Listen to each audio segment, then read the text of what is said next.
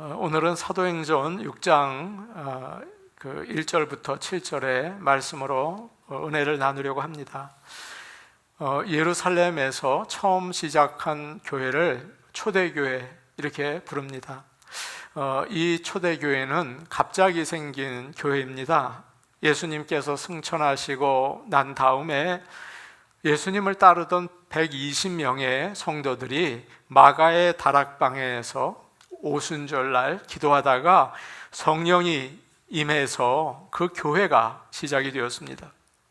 그 후에 복음을 강하게 전파하게 되었고 기적이 나타나서 순식간에 큰 부흥이 일어났습니다.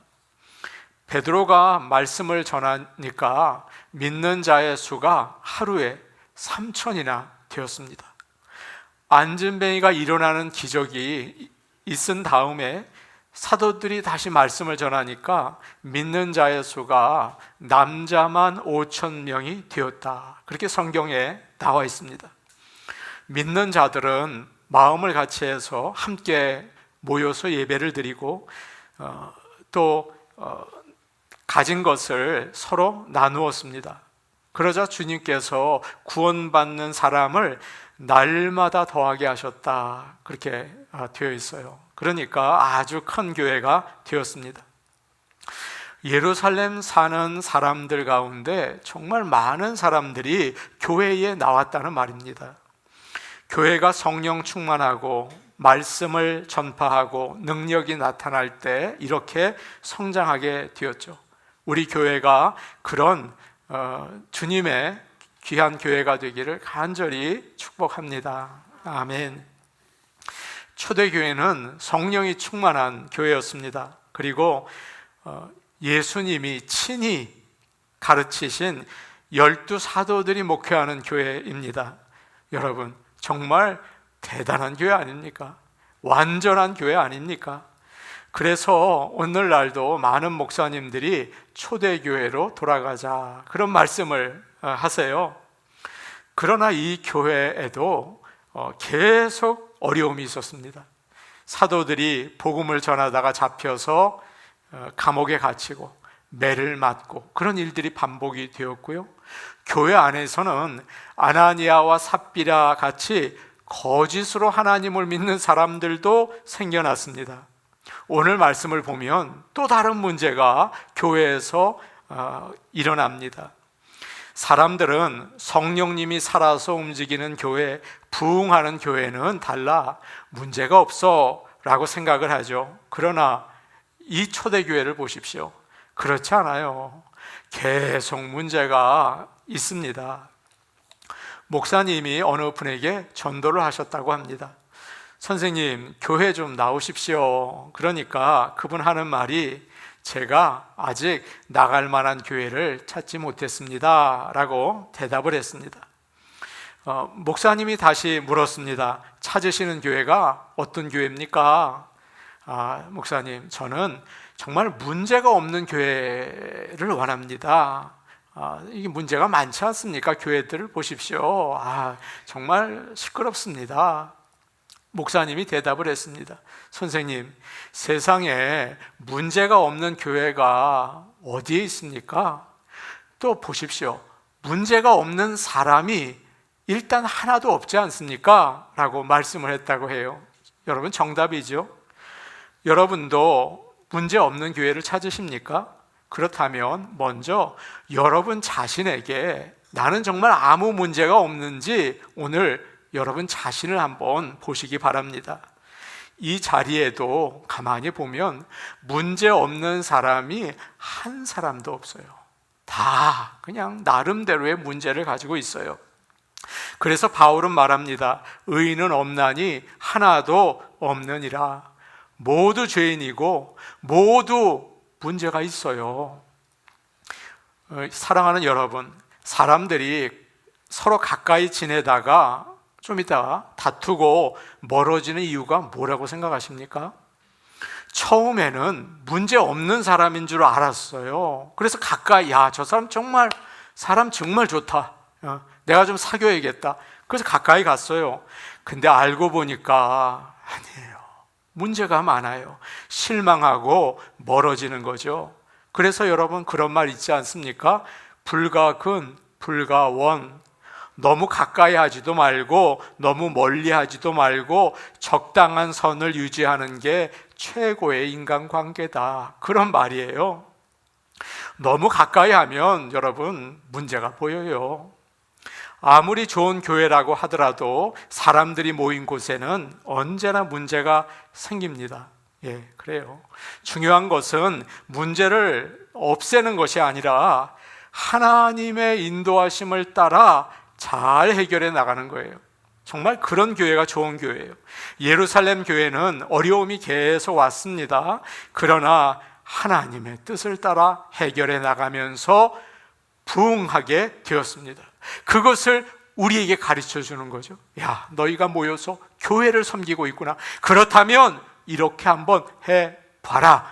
그렇게 사도행전에서 우리에게 모델을 제시하고 있는 거예요. 야, 문제를 없애자. 여러분, 그렇다고 해결되는 게 아니에요.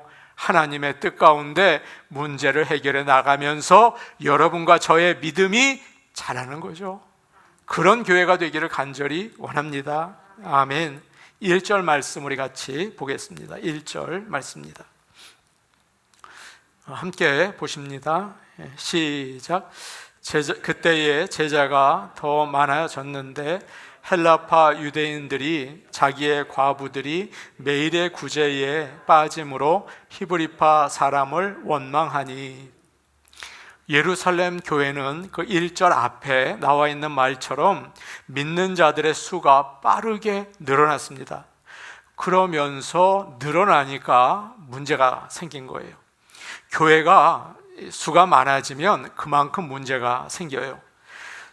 성도 한 사람 한 사람을 돌보지 못하게 된 겁니다. 교인이 적을 때는 누가 아프다, 또 누구 생일이다, 누구 자녀가 결혼한다, 뭐 다 알아요. 가족 같은 분위기죠. 그런데 교인이 늘어나니까 전에처럼 관심 가지지 못하는 것입니다.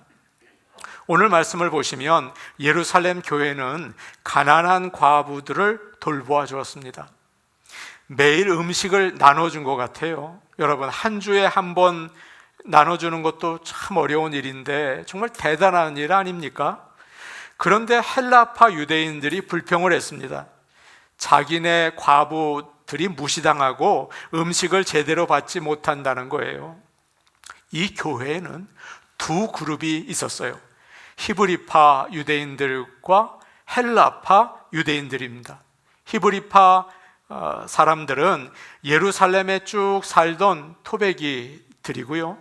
헬라파는 외국에 나가서 이민 갔다가 돌아온 사람들이었습니다. 당연히 히브리파 사람이 많았겠죠.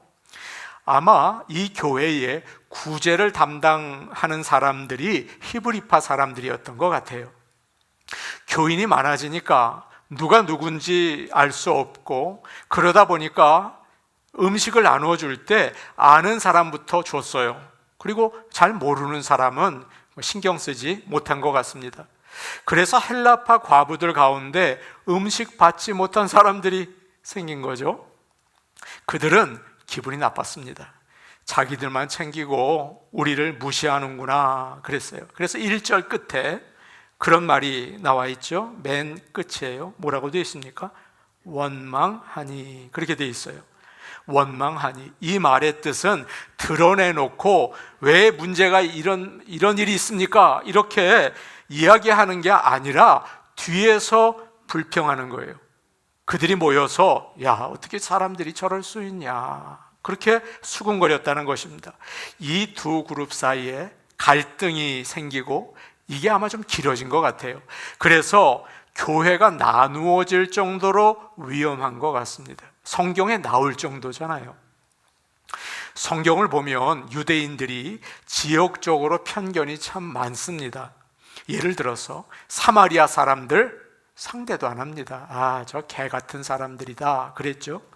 또 이런 말도 했어요. 나사렛에서 무슨 선한 게 나겠느냐, 갈릴리 사람들을 무시하는 말이에요. 사사기를 보면 길르앗 사람들과 에브라임 사람들 사이에 갈등이 생겼는데요, 얼마나 무섭게 싸우는지 모릅니다. 그래서 에브라임 사람들이 십볼레 이 발음을 못하거든요. 십이라는 발음 대신 십볼레 이렇게 발음을 해요. 그것을 알고 구별해내서 4만 2천 명을 죽입니다. 예를 들어서 경상도 사람에게 쌀 해봐, 살, 그럼 죽이는 거예요. 그런 겁니다. 우리 한국 사람들도 그런 점에서는 조금 더 뒤지지 않죠. 길 하나만 있으면 저편, 이편 그렇게 시작을 해요. 교회 안에서도 전라도 사람들, 경상도 사람들 따로 모이고요. 같은 학교 출신들 그러고요. 대통령 선거를 하면 벌써 분위기 묘해집니다. 겉으로는 아무 문제가 없어 보이지만 안으로는 이 문제가 있는 거예요. 교회가 성령 충만하고 부흥한다고 해도 사람들이 실수할 때가 참 많습니다.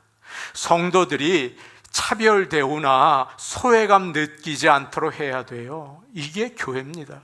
이게 아주 신선한 단체예요. 교회는 예수님이 만든 이 세상에서 볼 수 없는 모임이잖아요. 하나인 거예요. 어느 교회 목사님 이야기입니다. 어느 날 권사님과 한 장로님이 이제 두 분이 오셨대요. 목사님, 몇 월 며칠 시간을 좀 비워두실 수 있겠습니까? 왜 그렇습니까? 무슨 일이 있어서 그렇습니까? 사실 그날 그 목사님 생신이었대요. 왜 그러시는데요? 글쎄 무슨 일이 있습니다. 목사님은 제 생일인데 안 됩니다. 그럴 수가 없거든요. 그러니까 알겠습니다. 그랬습니다. 약속 시간에 갔더니 몇 분이서 깜짝 생일 파티를 준비해 놓으셨대요. 그래서 그날 아주 잘 얻어먹고 선물도 주셔서 받고, 야 정말 목회 잘했다, 오늘 같으면 좋겠다 그러면서 기분 좋게 오셨답니다. 근데 그 다음 날부터 새벽 기도회부터 문제가 생겼대요. 이 이야기를 들은 교인들이 막 일어나서 당신들 뭐야? 왜 목사님 따로 불러서 자기들끼리 생일 파티해? 교인들 다 초대해야지. 당신들은 교회 특권층이야 뭐야? 그러면서 교회에서 문제를 일으키더래요. 목사님 말입니다. 밥 한 그릇 얻어먹고 죽을 뻔하셨답니다. 이거 얻어먹는 거 이거 조심해야 된다. 사람들은 자기들이 차별받는다고 생각하면 싫어해요. 물론 좋은 마음으로 한 일이지만 다른 분들이 소외된다는 생각이 들지 않도록 아주 조심하셔야 합니다. 교회는 별거 아닌 일로 시험에 들어요. 교회 안에서 자연스럽게 친한 사람들끼리 모일 수 있지 않습니까? 그러나 교회가 건강하게 하나가 되려면 소외되는 사람 없는지, 마음 상처받는 사람 없는지 잘 돌봐야 합니다. 그런 좋은 교회 될 수 있기를 간절히 원합니다. 성경에 나와 있지는 않지만 이런 문제가 심각해지니까 사도들이 하나님 앞에 열심히 기도한 것 같아요. 하나님께서는 이 문제를 해결할 수 있는 좋은 방법을 가르쳐 주셨어요. 2절 말씀인데 우리 같이 보겠습니다. 2절 말씀입니다. 같이 보십니다. 시작. 12 사도가 모든 제자를 불러 이르되 우리가 하나님의 말씀을 제쳐놓고 접대를 일삼는 것이 마땅하지 아니하니. 사도들은 누가 헬라파 과부들에게 소홀히 했는지 담당자가 누굽니까? 그 사람 데려다가 꾸짖고, 헬라파 대표, 히브리파 대표, 양쪽 대표 일로 오세요. 그러지 마십시오. 앞으로 용서하고 잘 지내십시오. 여러분 그러지 않았습니다. 그건 겉으로 드러난 문제이지 이 문제의 뿌리가 아니라는 걸 알았어요. 원인을 알지 못하고 괜히 다른 사람들에게 책임을 돌리면 여러분 그거 문제 더 커집니다. 그렇지 않습니까? 사도들은 2절 말씀을 보니까 모든 교인들을 모으고 이야기했습니다. 우리가 하나님의 말씀을 제쳐놓고 음식을 나누어 주는데 열심을 냈습니다. 여러분, 우리가 잘못했습니다 라고 이야기를 했습니다. 사도들은 문제가 자기들에게 있다는 것을 알았어요. 원래 사도들은 말씀을 전하는 사람들 아닙니까? 처음에 그들이 기도하면서 성령의 충만함을 입어서 말씀을 전했을 때, 그 일만 했을 때 사람들이 그 말씀 듣고 가진 거 다 나누고 함께 떡을 떼고 예배드리고 아름다운 공동체를 이뤘어요. 그런데 사람들이 많아지고 음식 나누는 일에 사람이 좀 부족하구나, 내가 좀 도와야겠다, 거기에 바빠지고 거기에 시간을 많이 쓰게 되면서 기도하고 말씀을 전하는 일에 열심을 내지 못한 것입니다. 교회 분위기가 은혜 받는 게 아니라 일하는 데 중심이 됐어요. 여러분, 이러면 안 됩니다. 교회의 분위기가 은혜 받는 게 아니라 일하는 거 중심이 되면 이건 큰일이 생기는 거예요. 그 틈을 타서 마귀가 교회를 어지럽게 만들었습니다. 성도들이 은혜 받지 못하고 영적으로 메마르게 되니까 싸우는 거예요. 못마땅한 거예요. 교인들 사이에 갈등이 생기고 교회가 나누어지는 것은 헬라파 사람들이나 히브리파 사람들이 뭔 큰 잘못을 한 게 아니에요. 사도들이 말씀 전하는 일을 소홀히 한 거예요. 기도 제대로 못한 거예요. 문제는 주님은 너희가 나를 떠나서는 아무것도 할 수 없다라고 하셨죠. 교회에서 가장 중요한 것은 말씀을 전하는 일입니다. 말씀을 아멘하고 듣는 일입니다. 그럴 때 하나님께서는 이 교회를 다스리십니다.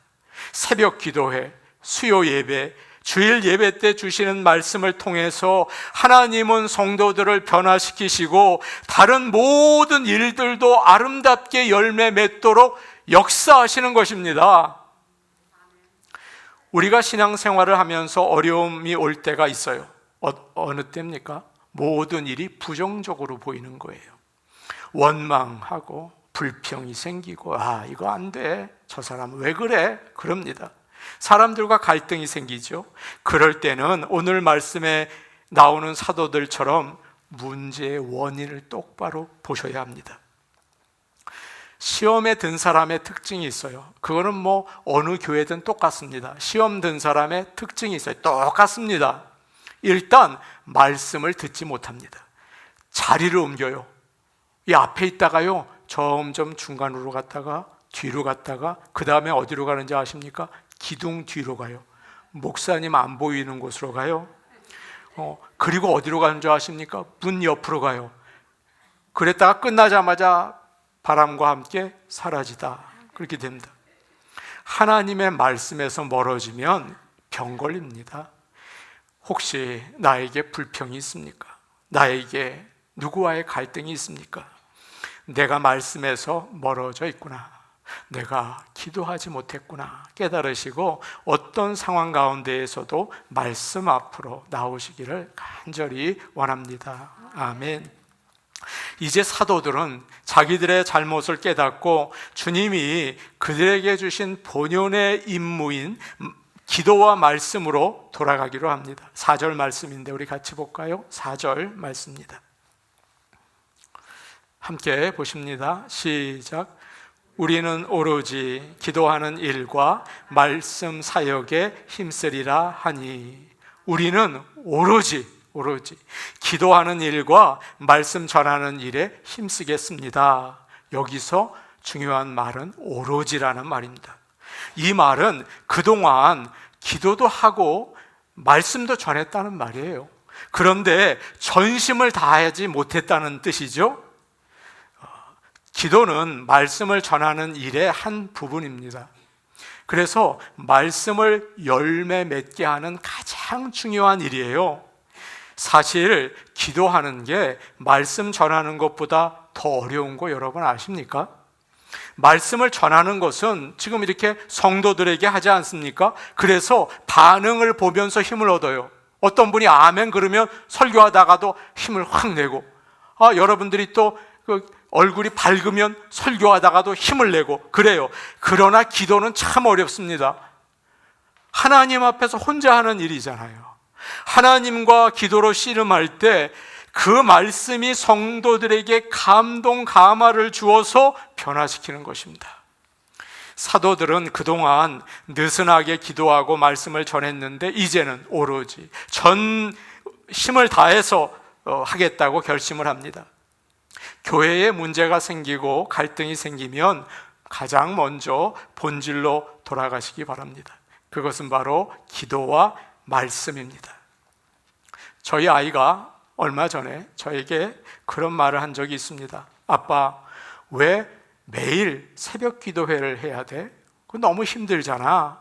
그러면 주말이 되면 아빠 힘이 다 빠져서 주일 설교하는 건 너무 힘들잖아. 내가 그동안 쭉 봤어. 그거 아주 효과적이지 않아. 영어로 경제적이지 않아. 그런 표현을 쓰더라고요. 그래서 제가 이렇게 설명해 줬어요. 야, 목사가 새벽 기도회를 멈추면 영성이 약해져. 새벽 기도회는 성도들에게도 필요하지만 목사를 위해서 더 필요한 거야. 아빠가 평생 설교를 했지만 기도를 쉬니까 담대함이 사라져. 힘을 못 내겠어. 그래서 하나님께 간절히 살려달라고 매달리는 거야. 그럴 때 말씀을 전할 수 있는 힘이 생겨 라고 얘기를 했어요. 알아들었는지 못 알아듣는지는 모르겠어요. 그냥 얘기를 해주었어요. 우리가 기도와 말씀에 약하면 교회가 혼란스러워집니다. 문제가 생깁니다. 여러분, 교회의 본질을 아시기 바랍니다. 교회가 비즈니스와 다른 게 뭔지 아시기 바랍니다. 하나님의 일입니다. 그래서 교회는 기도와 말씀으로 돌아가야 합니다. 그런 살아있는 교회가 되기를 간절히 바랍니다. 사도들은 기도와 말씀으로 돌아가기 위해서 교인들에게 음식 나눠줄 사람 7명을 좀 뽑아달라고 부탁을 하죠. 3절 말씀입니다. 우리 같이 보겠습니다. 3절 말씀입니다. 같이 보십니다. 시작. 형제들아, 너희 가운데 성령과 지혜가 충만하여 칭찬받는 사람 7을 택하라. 우리가 이 일을 그들에게 맡기고. 교회에서 일할 일꾼을 선택하는 거죠. 오늘 말씀 2절을 보시면 접대를 일삼는다는 말이 나와요. 그렇죠? 이 말의 뜻은 음식을 나눠준다는 말입니다. 음식 그렇게 서빙하는 거예요. 바로 여기에서 집사라는 이름이 나왔습니다. 그러니까 오늘 본문에는 집사라는 말이 하나도 없어요. 그러나 이것이 일꾼이구나, 집사구나 하는 것을 알게 되는 것입니다. 어느 교회에서 집사 교육을 하게 되었습니다. 준비하면서 목사님이 그 도시에 식당 웨이터 학교가 있는데 거기에 전화를 걸었대요. 그래서 거기 교수님에게 물어봤답니다. 선생님, 웨이터에게 가장 중요한 자격이 뭡니까? 참 중요한 걸 물어봤죠. 그러자 이렇게 대답을 했어요. 웨이터는 무엇보다도 손님이 무엇이 필요한지 알고 묻기 전에 행동하는 것입니다 라고 이야기를 하더래요. 집사는요, 원래 뜻이 웨이터입니다. 그래서 웨이터처럼 성도들이 무엇이 필요한지 먼저 생각하고 최선을 다해서 섬기는 거예요. 오늘 말씀에서 집사의 자격을 이야기하죠. 가장 먼저 성령 충만한 사람이라고 되어 있습니다. 교회에서 사람을 뽑을 때 얼마나 똑똑한가, 얼마나 돈이 있나, 어떤 자리에 있나, 그걸 보는 분들이 꽤 있습니다. 똑똑해서 일을 잘하겠지, 헌금이 부족하면 좀 채워 넣겠지, 교회에 좀 높은 사람이 있으면 주변에 소문이 나겠지, 그래요. 그러면 좋겠죠. 그러나 그게 자격의 조건은 조금도 아니에요. 무엇보다 필요한 것은 성령 충만입니다. 집사는 봉사하는 사람이에요. 그러나 그 능력이 성령님으로부터 옵니다. 성경을 늘 읽고 기도하는 사람, 하나님과 가까운 사람이 되어야 합니다. 그렇지 않으면 그 사람 때문에 문제가 돼요. 자기 머리로 봉사를 하거든요. 하나님 뜻과 관계없이 갈등이 생기고 다툼이 생기죠. 어느 교회에서 집사님들 회의, 재직회가 열렸습니다. 그 주일 중요한 안건이 하나 나왔는데 이것이었습니다. 주일 예배를 없앱시다 였어요. 하나님께 예배 드리는데 뭐 일요일에 드릴 필요가 있습니까? 마음과 정성을 다해서 드리면 되지. 이민사회에서 가족들과 함께 보낼 시간이 적으니까 우리 금요일 저녁에 모여서 예배 드리고, 토요일에는 가족들과 함께 주말 여행을 가서 시간을 보내면 삶도 풍성해지고 예배도 기쁜 마음으로 드리고 우리 하나님께서 기뻐하지 않겠습니까? 이런 안건이었습니다. 여러분 참 참신하죠? 그런데 그 교회는 배운 사람들이 많은 인텔리 교회였다고 해요. 교회가 없어졌습니다. 그 일로. 교인들이 뭐 이런 교회가 다 있어 그러면서 다 나갔답니다. 그래서 그 교회가 문을 닫았대요. 성령의 인도하심이 없으면 자기 머리로 일을 하려고 합니다. 하나님 말씀을 모를 때는 가만히 있는 게 좋습니다. 그래서 성령 충만한 사람이 집사가 되어야 하는 거예요.